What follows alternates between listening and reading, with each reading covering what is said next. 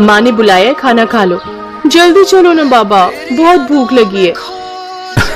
अगर इतनी ही तेज भूख लगी है तो तुम दोनों खा लो ना जाकर।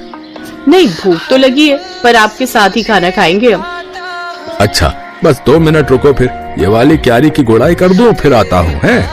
ठीक है बाबा, जल्दी करो वरना खाना ठंडा हो जाएगा। काव्या की बात सुनकर हरिया मुस्कुरा दिया और अपना काम खत्म करने में लग गया।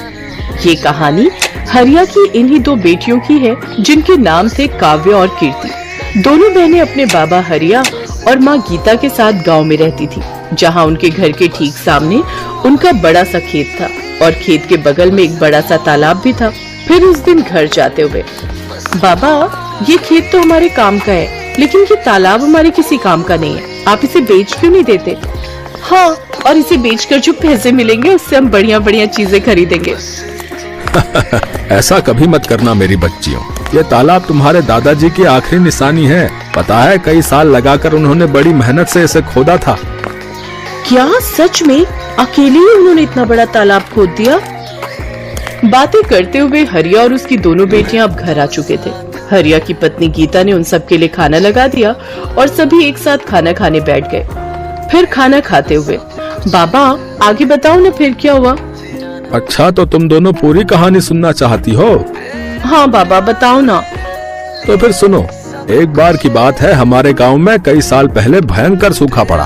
बड़ी मुसीबत की घड़ी थी वो, पर उस घड़ी में भी तुम्हारे दादाजी ने हार नहीं मानी। उस साल बारिश नहीं हुई थी तो किसी के पास कुछ करने के लिए था ही नहीं। फिर क्या हुआ बाबा? फिर उन्होंने सोचा कि अगली बार कभी ऐसी स्थिति बने तो हमें उसके लिए पहले ही तैयार रहना चाहिए।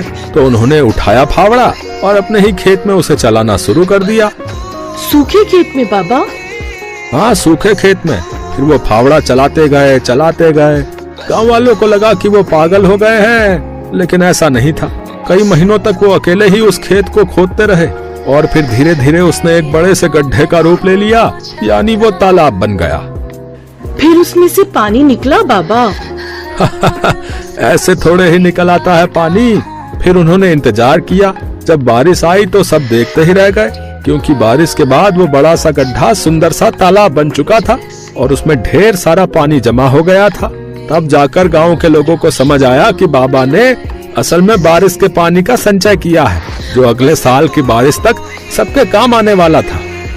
अरे वाह, दादाजी ने तो कमाल कर दिया। अब तुम्हारे दादाजी नहीं है, लेकिन उनका दिया हुआ ये तालाब और उनकी सीख की मुसीबत की घड़ी में हार नहीं माननी चाहिए, ये आज भी हमारे साथ है बेटा। हाँ